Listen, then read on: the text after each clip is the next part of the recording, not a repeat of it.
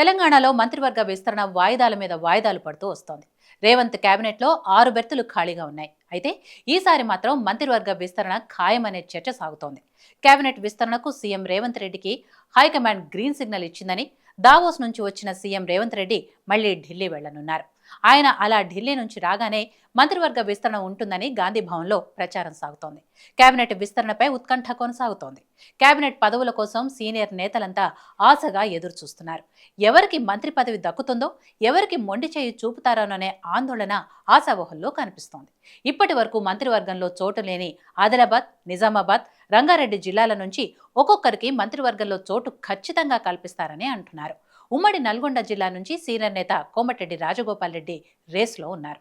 భువనగిరి ఎంపీగా, మునుగోడు ఎమ్మెల్యేగా 2 సార్లు గెలిచారు కోమటిరెడ్డి రాజగోపాల్ రెడ్డి. బీజేపీ నుంచి కాంగ్రెస్లో తిరిగి చేరినప్పుడే తనకు మంత్రి పదవి హామీ ఇచ్చారని రాజగోపాల్ రెడ్డి చెబుతున్నారు. అయితే తాను మంత్రి పదవి రేసులో వెనకబడ్డానని భావిస్తున్న రాజగోపాల్ రెడ్డి ఎందుకు ఇలా జరుగుతుందని ఆరా తీశారట. ఎమ్మెల్యే క్యాంప్ ఆఫీసులో వాస్తు దోషమే కారణంగా తనకు మంత్రి పదవి రావటం లేదని భావిస్తున్నారని సమాచారం. దీంతో మునుగోడులో ఎమ్మెల్యే క్యాంపు కార్యాలయంలో మార్పులు చేర్పులకు దిగారు. మునుగోడు ఎమ్మెల్యే క్యాంప్ ఆఫీసులో మార్పులు చేపట్టారు ఎమ్మెల్యే రాజగోపాల్ రెడ్డి. కార్యాలయంలో గోడలన్నీ కూల్చివేసి పునర్నిర్మిస్తున్నారు. అలాగే డోర్లు, ఇతరితర మార్పులన్నీ చేస్తున్నారు. కార్యాలయంలో ఎమ్మెల్యే ఛాంబర్ను కూడా పూర్తిగా మార్చేస్తున్నారు. మంత్రి పదవి ఆలస్యం కావడంతో వాస్తు దోషం బాగోలేదని ఎమ్మెల్యే క్యాంప్ ఆఫీస్ కూలగొట్టి మళ్లీ కడుతున్నారని ఆయన అనుచరులు చెబుతున్నారు. అందుకే పార్టీ కార్యాలయంలో మార్పులు చేస్తున్నారని చెబుతున్నారు.